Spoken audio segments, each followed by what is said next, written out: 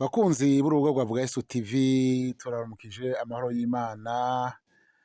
Uyu mwanya turi kumwe n'umukozi w'Imana nyakubahwa Pasiteri arongoye paruwase ya Gatanga, hanyuma kandi yagiriwe neza n'Imana. Turamuhaye ikaze, abanza turamutse, atwibwire n'izina, amaze kutubwira izina aca asenga mu kanya gatoya. Turamuhaye ikaze. Murakoze cyane. Hanyuma murakoze cyane. Rero nitwa Nyandwi Gertrude, ndi umupasitori, hanyuma ndongoye paruwasi Gatanga nk'uko mubivuze. Nagomba kubamenyesha ndabashimira Imana ko Imana yangiriye neza ikampa kuyimenya ngakizwa. Hanyuma rero ntaradondagura byinshi nobanza gusenga. Ego cyane, natwe turongora. kaze mu masengesho yanyu n'umugisha gusengera abakumva bagukurikirana. Turaguhaye ikaze. Murakoze. Kadusenge. Mana data wa twese, turagushimiye cyane urukundo rwawe n'imbabazi zawe byatumye urungika Yesu Kristo akaza hano mu isi, akaza arondera abanyabyaha, akaza yiyegereza abana biwe. Kandi turagushimiye kuko ijambo ryawe riravuga mu butumwa bwiza bwa Yohana urukundo Imana yakunze abari mu isi muri ca gihimba ca gatatu. None rero ndagushima nanje mu wakunze ko ndimwo. Warakoze Yesu, numva no gushima cyane nkagutazira. Ibisigaye shishikara kubana natwe muri uno mwanya, utugirire neza, utugiye kuganira ivya Kristo, hanyuma izina ryawe rihabwe icubahiro. Senze nizeye mu izina ryawe ryera. Amen. Hanyuma turaguhaye ikaze nyakubahwa Pasiteri hano ku rubuga rwa Vuga Yesu TV. Ni urubuga abantu bakunda kandi turanezererwa kwakira abashyitsi kuri runo rubuga.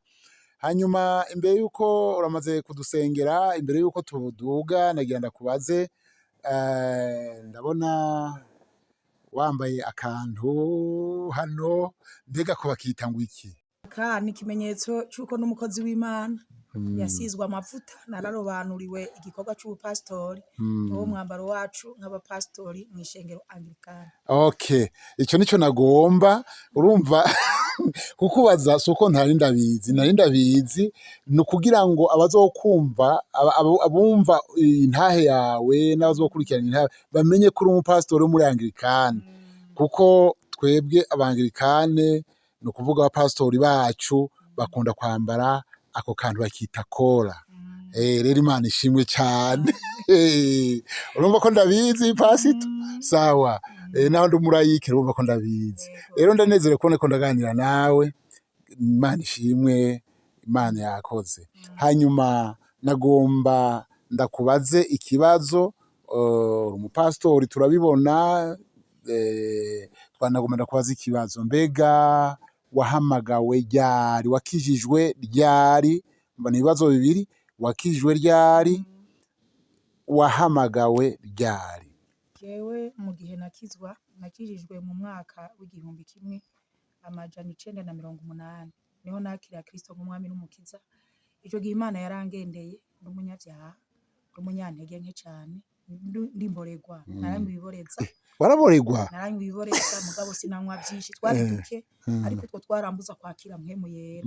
Mugabo maze kwihana nka jonjoka gose mu mutima, nkihana nkabona nkwiye gukizwa ibiboreza.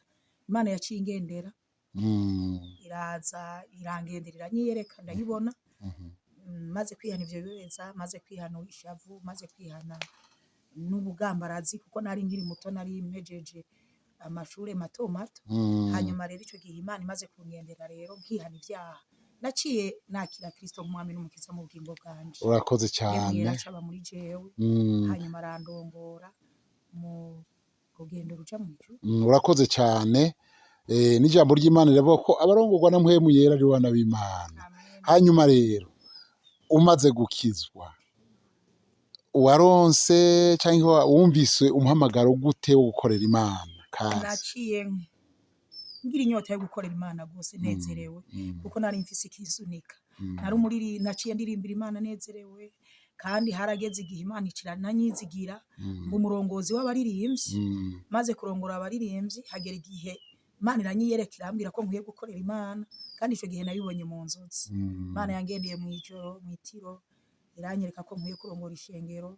sinavyumva ko ndanabikunda ndagomba kumufasha w'abakozi b'Imana mugabo ico gihe Imana ingendeye naciye ndavyemera kuko nabonye urunogo runini rurimwo umuriro hanyuma kandi muri iryo tiro nyene Imana iriko iranyiyereka mu nyuma numva ijwi rimbwira ngo utankoreye ubwoko bwanje bugasanzara buri ku mutwe wawe hama ico gihe rero harageze igihe muri iryo joro numva ndavyemejwe mu mutima hanyuma nemera kurongora ishengero kugira ngo singire ingorane kandi Imana imaze kumpamagara naciye ndabikora no kugeza uyu munsi ndi mu muhamagaro. Yesu aguhezagire. Amen. Kandi yarakoze guhamagarira umurimo w'Imana yakoze urabona ko gukora Imana biraryoshe kandi birimo umugisha.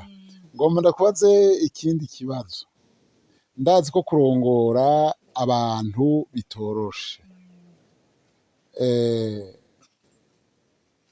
Ndabona hari ibikorwa byinshi umaze kurangura kandi ufashijwe n'ishengero urongoye. Mbega birakorohera canke aguhaye ikaze? Murakoze cyane mu gihe uri mu muhamagaro w'Imana naho umuntu ahura n'ibikomeye canke ibigoye ya Mana yaguhamagara niyo itabaza.